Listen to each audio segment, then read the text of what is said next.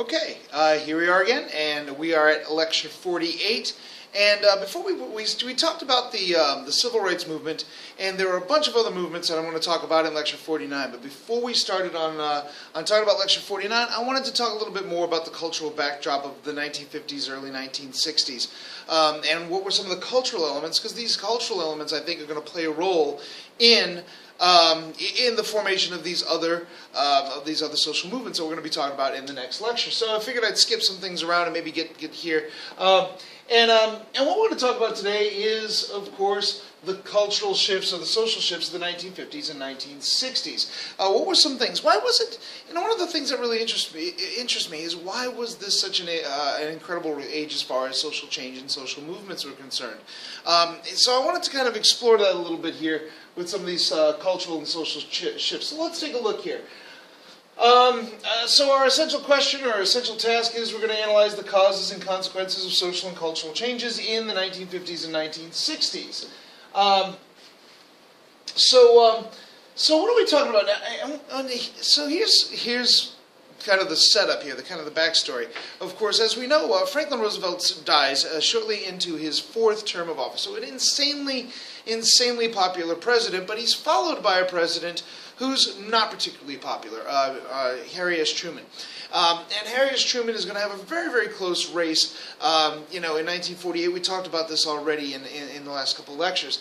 But we also see kind of a fatigue on the part of the American public with regard to this kind of New Deal liberalism, and a lot of people in the United States started to pull back and say, wait, maybe we need to get back to some of our more conservative virtues. And this happens politically quite often in American culture, and it's going to happen after World War II. You no longer really have that FDR personality holding us together. You have an unpopular Democratic president. We've gone through the Great Depression. We've gone through World War II. You know what? We're tired. And very much like after World War I, when we went through this progressive era and then we went through World War I, people kind of wanted to have that return to normalcy thing. And I think that may have played a little bit of a role in a more conservative Republican sweep. And the Republican Party is becoming a lot more conservative during this time period. That's going to take place in the late 1940s after the death of Franklin Roosevelt. We're going to start seeing a pullback of some of these, of some of the more liberal elements of the New Deal, of what had become of the transformations in government that had happened at that time. And of course, in 1952, the Republican Party is going to choose basically a sure bet, a sure winner to run for president in 1952. Of course, we've changed the Constitution now.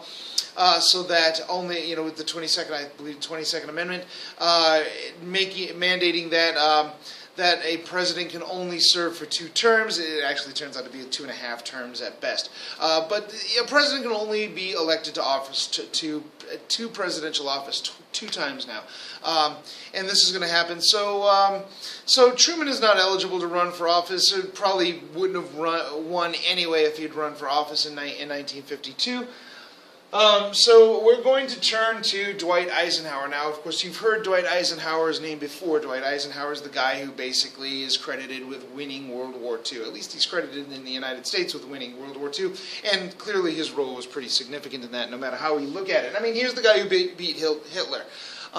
He's going to win the election. And it turns out he runs as a Republican, and with the weight of his personality, the Republican Party is going to win the presidency and win seats in Congress as well. So now, President Eisenhower is a fairly moderate Republican. Now, he does believe, he believes in pretty much letting businesses run themselves. He's not quite the kind of laissez-faire conservative that we see in the 1920s, but he does want to say, let's create a business-friendly political environment. His appointees, for instance, in oversight committees like the SEC are, pretty pro-business folks. We're not talking about a trust buster here or anything like that.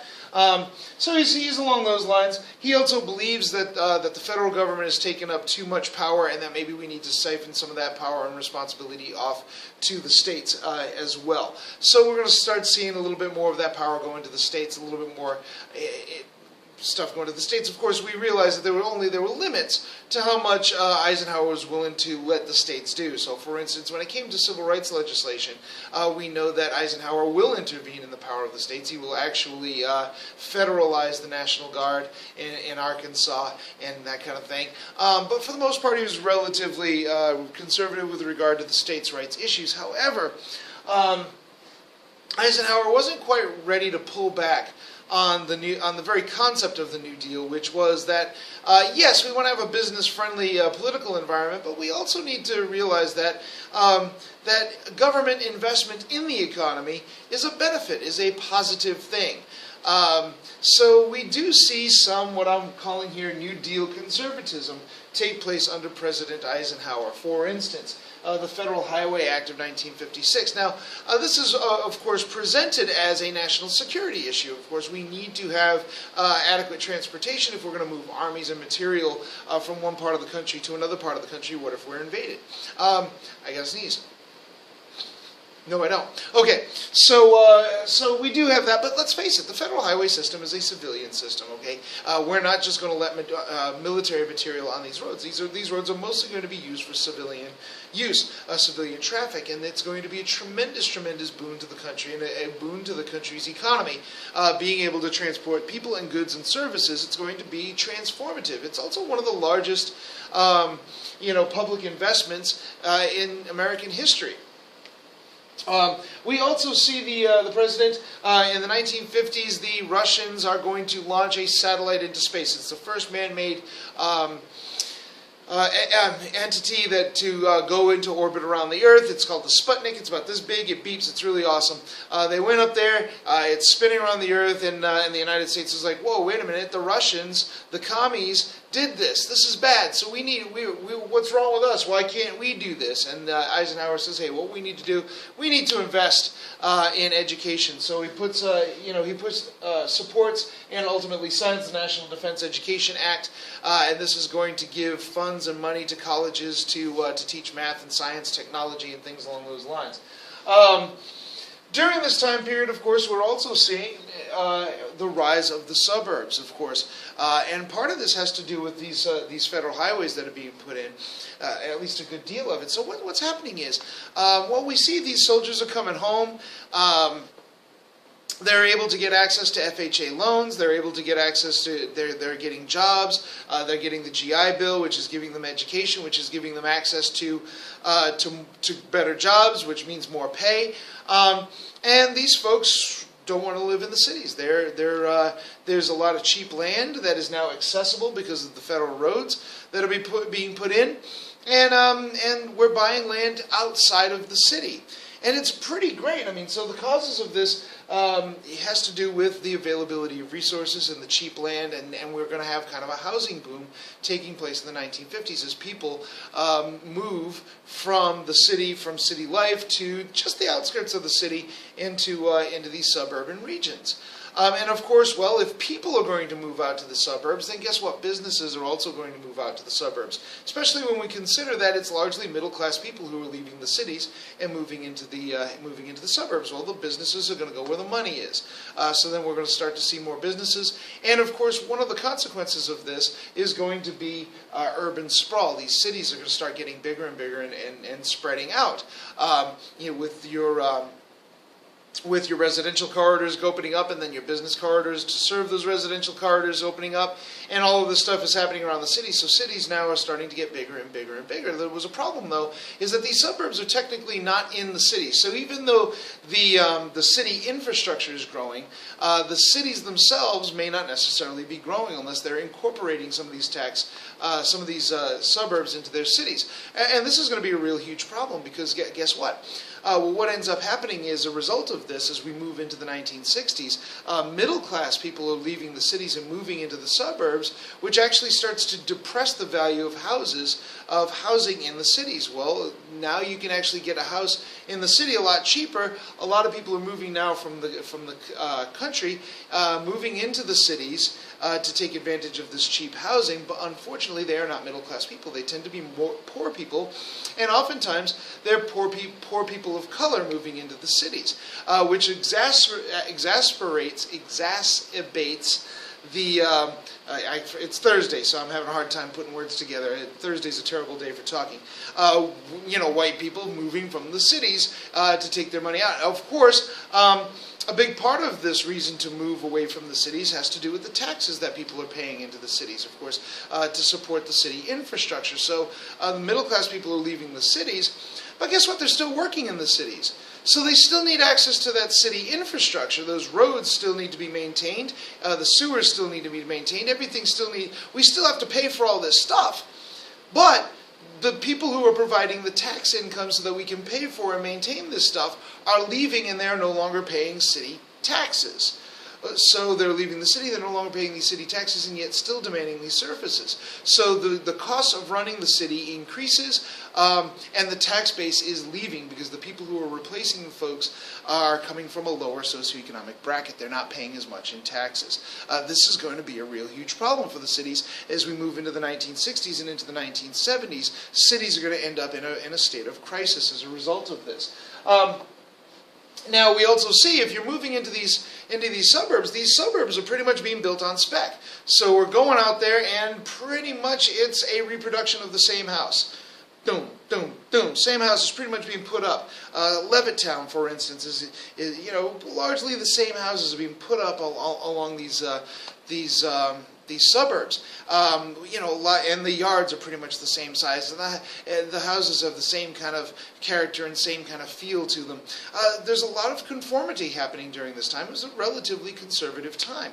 And of course, the people living in those houses, they're people with jobs, they're 9-to-5 jobs, they're working men.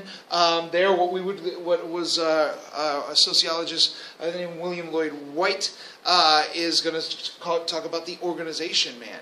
He's the guy who is going to go to work at 9 to 5. He's going to fit himself into the organizational scheme. He's going to regulate his behaviors and his thoughts and his ideology to serve the needs of the businesses. And he's going to regiment himself. So it's about getting up in the morning, going to work, coming home at a certain time of the day, watching television, and that's kind of how he's pursuing his life. He's going to regiment his life to conform to the needs of the organization in which he serves. And everybody around him is going to do that as well. C. Wright Mills, the great sociologist C. Wright Mills, in his seminal work, White Collar, says when white-collar people get jobs, they sell not only their time and energy, but their personalities as well. They sell by the week or month their smiles and their kindly gestures, and they must practice the prompt repression of resentment and aggression. If you've ever had a customer service job, you know exactly what this is talking about, right? No matter how stupid the guy is that is interacting with you, you got to smile and treat him as if he was a bloody genius. He's dumb.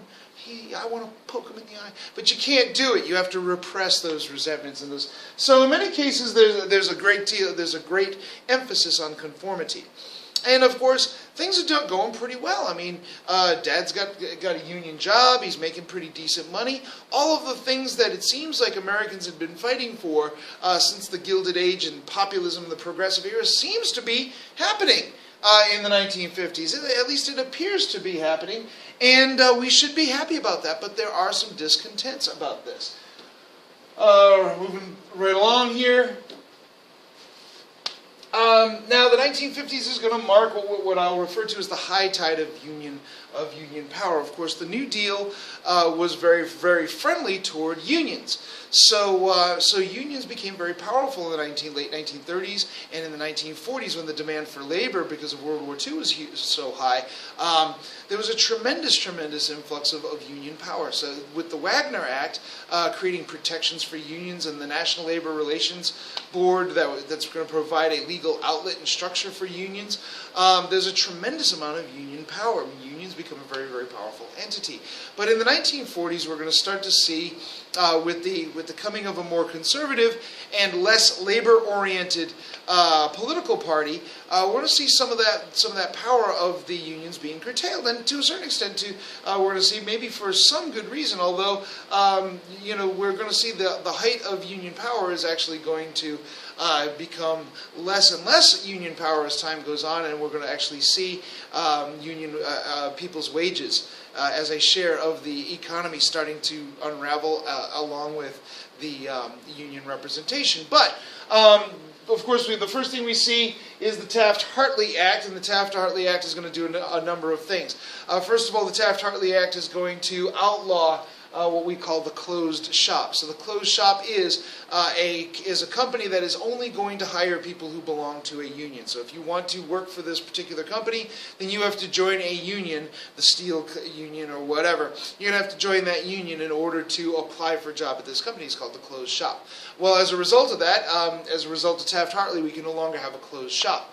The Taft-Hartley Act also allows states to pass what are called right-to-work laws. And these are laws that say when you get hired, we can't hire you contingent upon joining a union. When you work for me, you have a choice as to whether or not you want to join a union. You can't be forced into joining a union. And this sounds like a pretty good idea. I mean, we don't want to force people into joining organizations that they don't want to work in. But the union argument on this has a little bit of, has some backing on it. You know, for instance, because of federal laws and because of the Wagner Act and other laws, when a union negotiates a contract, a working contract, everybody in the shop, everybody in the company benefits from that union negotiated contract. But if you don't have to be a member of the union and pay dues to the union, then you get the benefits of being of what that union does without having to pay for it, without having to pay any dues. So you get the representation in the union contract negotiations, but you don't have to actually pay any dues. So then why would I join a union? If I'm going to get all the benefits for free anyway, why not just freeload on the union, on what the union does? So this is the counter argument, and of course the Taft-Hartley Act, and people will do that. They will just simply not pay union dues and get the benefits from that, and that's going to drastically weaken the ability of unions to negotiate, because the strength of the unions in negotiating comes from the number of members it represents in the business. And at this point, at the high point, you know, these unions were representing 1/3 or 2/5 of the workforce. They had a lot of say. They had a lot going on. Taft-Hartley outlawed secondary boycott. So in other words, if a union in business A was boycotting that business for whatever reason because they couldn't get their contract negotiated, Union B wasn't allowed to boycott that company as well. And if that was an organized kind of thing, then the union could be held accountable for that. It also allowed the president in certain businesses that were considered of national interest, it allowed the president to order an 80-day cool-off period before there was a strike. At one point, of course, we know that Harry Truman is going to kind of bust the coal miners' strike that's going to happen during that time period and make them go back to work because it was in the national interest. Now, the election in 1952, of course, is going to bring Eisenhower into the mold. It's going to going to kind of turn Congress over to the more conservative elements. And this is also going to weaken labor as well, because they no longer have a friendly representation in government for the first time since the 1930s, since the election in 1932. To counter this, the American Federation of Labor and the Congress of Industrial Organizations are going to say, hey, you know what we need to do? We're going to have to get together and form one big union. And they get together and they form what becomes known as the AFL-CIO. And they get together and they are going to try to kind of counter some of this disempowerment by just creating one big gigantic union. And they remain the AFL-CIO. However, word is going to get out about corruption taking place in the unions. One union in particular, the Teamsters Union, under the leadership and direction of the famous Jimmy Hoffa, is going to have a lot of connections with organized crime, the mafia, the mob, and this is going to be investigated. The Justice Department is going to get involved and kind of shut this down. Jimmy Hoffa himself is going to be shut down and kicked out of the union. And in fact, the AFL, because of this, is actually going to kick the Teamsters out of the AFL-CIO. And this is a huge union. It's a truckers' union, right? So they're going to be kicked out, and this is going to become a huge, huge problem. And it's also going to kind of be a blot against unions in general. People are going to look and say, hey, look, all these unions are associated with the mob, associated with the mafia. You don't want to get involved with these guys. They're all corrupt. And of course, this wasn't the case with all unions, but there was corruption in these organizations. Look, big corporations can be corrupted. It doesn't really matter if they're government organizations or banks or whatever. Unions can also be corrupted from the outside. So, and this did happen. So there was some reason. This is the Landrum-Griffin Act is going to be put into effect to kind of provide federal oversight and regulation of unions and allow the government to go in there and kind of, intervene in these unions if they suspect that there's any kind of corruption going on, further weakening the unions. Now, mass culture. If we think about the 1950s, we got to think about and talk about this mass culture. A couple of things that are going on in the 1950s, of course, is the advent of television. And before you know it, we're going to start seeing TVs in just about every house. And then by the time I'm a kid, there's multiple TVs in the houses. But now these television, this is great stuff because you should be able to get information. And of course, these early years of television, we're not entirely sure. They kind of ran it kind of like radio programs, but that wasn't particularly efficient because it was more expensive. We start to see, now radio programs used to be, if you owned a widget company, you could pay for a radio broadcast. And then they would say, hey, this radio broadcast is brought to you by Andosha's Widget Company. But television production was a little bit more expensive. You needed more than one sponsor oftentimes to pay for this. So that's where we start to see, well, all right, well, we'll break away from the show, we'll do a couple of commercials, and then we'll go back to the show. And we still see, of course, this is the process that's being used today. Now, these television programs are designed to market to an audience. Of course, the TV programs are not on there because we just love making TV and we want everybody to be happy. No. TV shows are there to sell advertising space. So, of course, we're going to sell advertising space. We're going to design these shows around what the people want to watch. And the people who want to watch are largely white middle-class people. So many of these TV shows are going to be geared toward, or ultimately we're going to be geared toward the white middle-class standards. And consequently, we have what I call teleconformity, exemplified by, shows like Father Knows Best and Leave It to Beaver. Let's face it, if you've ever seen these shows, it's the same show with just a slightly different premise, right? It's the same show. And so you'd have all these programs, and all the programs are pretty much a variation of one theme that appealed to a middle-class audience and sold products to a middle-class audience. So we have Conformity in the Suburbs, we have Conformity on TV. A big part of what we're doing in the suburbs is watching TV, and so we see more and more of this conformity. And it's getting kind of hectic for the young people. So imagine being a young person, and there's, of course, a lot more young people during this period, and we're going to talk about this in just a moment.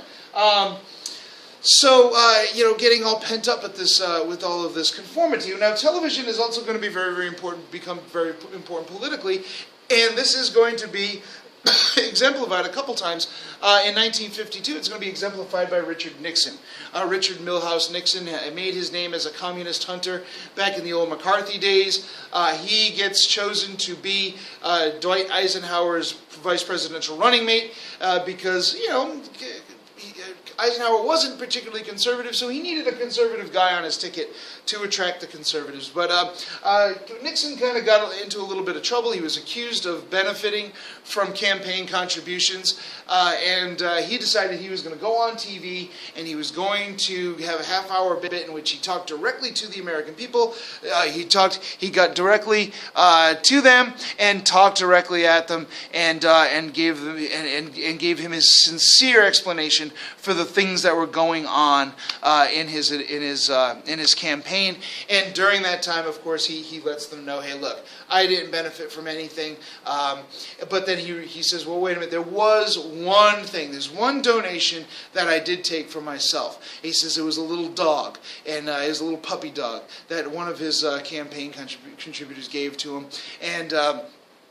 And when they got the dog, the children, of course, fell in love with the dog, and they named the dog Checkers. And Nixon said, I know, regardless of the consequences, I'm going to keep the dog. And this became known as his Checkers speech. And because he seemed to be so forthright and upfront, all of the scandals simmered down. Very, very powerful. He was able to talk to an American audience, millions of people all at once, simultaneously using television. It was a very, very powerful medium.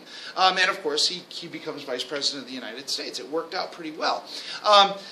Doesn't work out for Nixon quite so well the next time around. Of course, in 1960, he runs for president against John Fitzgerald Kennedy. These debates are televised. I believe they're the first presidential debates to be televised. He gets on TV, runs against Kennedy, and those people who were watching the debates on television pretty much suggested that Kennedy won. Ironically, people who listened to the debates on the radio believed that Nixon won. Well, Nixon didn't come out as telegenic as Kennedy. Kennedy was much more poised. He wore makeup to tone down his features. He smiled a lot. Whereas Nixon did not want to wear the makeup. He was also kind of sick. He had the flu. He was kind of sweaty. It was not good. It didn't look very good. And even though maybe the quality of what Nixon was saying was at least as good as what Kennedy was saying, but at least perceptually Kennedy won the TV debates, but not the exact same radio debates. So it kind of gives you an idea of the power of television. Of course, Kennedy will go on to win the 1960 election by a squeaker. All right. Hollywood. Hollywood, again, was also trying to sell itself to a middle-class audience, and for the most part, also there were, of course, the Hays codes and stuff like that that they had to follow, and oftentimes many of these movies became kind of conformist as well. There were some examples. We do see this is the golden age of film noir, those great black and whites with Robert Mitchum and these guys. But for the most part, the movies were cowboy movies, and they showed the same cowboy themes, or they were detective movies, and they showed these very continuous pro-American themes. Now, critics of this, there were some folks during this time period who were saying, "Look, all this conformity is just driving us crazy." Look, and these guys became known as the Beats, and the Beats were folks who were identifying the kind of world that was coming out in the 1950s as just being sterile, bland, milquetoast kind of culture, and they wanted to go their own way. The Beats included folks like Jack Kerouac, Allen Ginsberg, John Burroughs, these great writers who were writing some very, very interesting radical stuff and going in very different directions. And trying to liberate the minds of people who were kind of, feeling themselves being boxed in, these organizational men, and especially became attractive to the children of these organization men. So let's take a look at these children. This is the birth of what we're going to see as the youth culture. What's happening here? Well, when World War II came to an end in 1945. Lots of men were returning back from the war, and they were getting back together with their wives, girlfriends, fiancés, and things along those lines, and they were pretty happy to be home. And they participated in activities that could conceivably lead to babies. So consequently, in 1946, 9 months after the men started to come home from World War II, we start to see lots of babies coming out, right? And this is going to be known as the baby boom. The baby boom will last from about 1946 to about 1964, and we start to see lots of these kids. Well, guess what? These kids who were born in 1946 are becoming teenagers in 1960. Now, and of course, this is a brand new concept, the idea of teenagers. Because of this baby boom, we start to change our concepts of childhood. So, for instance, according to the textbook Out of Many, the term teenager describing someone between 13 and 19 entered standard usage only at the end of World War II. According to the Dictionary of American Slang, the United States is the only country with a word for this age group and the only country to consider it a separate entity whose influence, fads, and fashions are worthy of discussion apart from the adult world. And here we see, of course, this is an example. This is a graph of this baby boom that happened, shortly after. This is the baby boom generation here. And they're looking around. They're looking at their fathers. Their fathers who came up during the Great Depression, fought the Second World War, and now they were tucked into being what White referred to as organization men. And they're looking at this, going, well, you know what? We don't really necessarily think that's a great thing. We don't really want to conform. Of course, they're young people. They don't want to conform. And so there's a tremendous number of these young people, and this was a relatively prosperous time. These young people had spending money. So now advertisers could actually advertise directly to young people, and there was a high probability that those young people could pressure their parents into, putting out the money to get the things that they want, or giving them money to go to the movies, or giving them money to go to the drive-in, or giving them money to go to the soda shop, or whatever it was that they had. These were kids who had disposable income. Among the things that the kids were really starting to like in the 1950s was rock and roll. Rock and roll became really exciting. So what we've done is we've taken the old blues rhythms and we've kind of straightened them out into eighth notes, and we created rock and roll music. Of course, Elvis Presley is going to personify this, and he's going to take these old blues songs. Many times these blues songs didn't net an awful lot of money for the original people who wrote and sang these songs, but now Elvis, good-looking guy, a good-looking white guy, singing these in a kind of a more upbeat way, and all of a sudden these kids start buying these Elvis albums. And of course, if they're buying these albums from Elvis, they want more.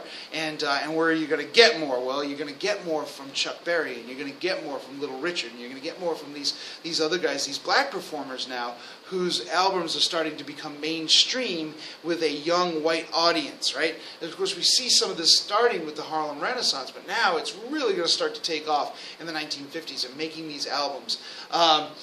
So rock and roll is going to become huge. It's going to shape this generation. And later on, of course, we're actually going to see rock and roll become part of a counterculture and a part of these social movements. These social movements in the 1960s are actually kind of going to have a soundtrack. And it's going to be a rock and roll soundtrack and a folk soundtrack. And of course, these kids are interested in nonconformity. They don't want to they don't want to be the organization man. They want to go their own direction. So folks who appeal to that, like James Dean in Rebel Without a Cause, or Marlon Brando in The Wild One. These guys became kind of cultish heroes among the kids because they challenged the status quo. They challenged all of these rules and all of this conformity. And we are going to see an uptick in juvenile delinquency. Of course, it's going to be a relatively slight uptick in juvenile delinquency, and it's not going to last very long. But of course, parents are going to go crazy over this, and they're going to see that their children are turning into just complete reprobates, and we have to do. And of course, what are we going to blame? Well, we're going to blame TV, and we're going to blame Hollywood, because that's who we blame. Now we blame video games too, so there's that. And of course, there's absolutely no science or data behind any of this. But we're not going to let the lack of evidence get in the way of a perfectly good explanation. So in essence, this is what we're looking at with regard to this youth culture.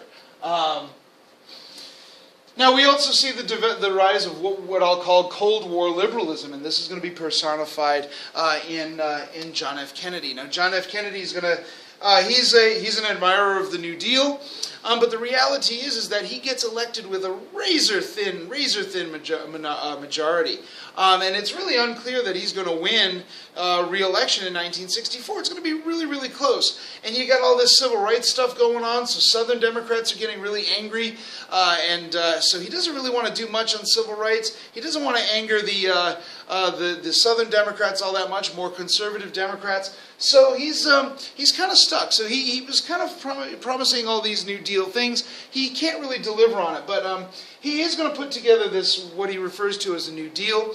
And to a certain extent, he's going to appeal to the more conservative elements that he has to contend with in the legislature by supporting, for instance, major tax cuts for the top brackets. Now, got to understand, taxes for the top rates in the United States are as high as 90%.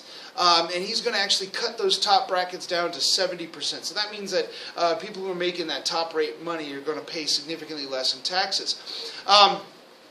But he is going to institute some spending programs, some of these New Deal ideas of, even to a certain extent, a deficit spending to keep the economy going. And this kind of worked out. So for wealthy people, were paying less in taxes, and that meant that they could invest more money into their businesses. And also, we had the government was participating in this process and was investing as well. So again, we're kind of seeing a continuity of the New Deal to a certain extent, although not nearly as intensively as it took place in the 1930s and the 1940s.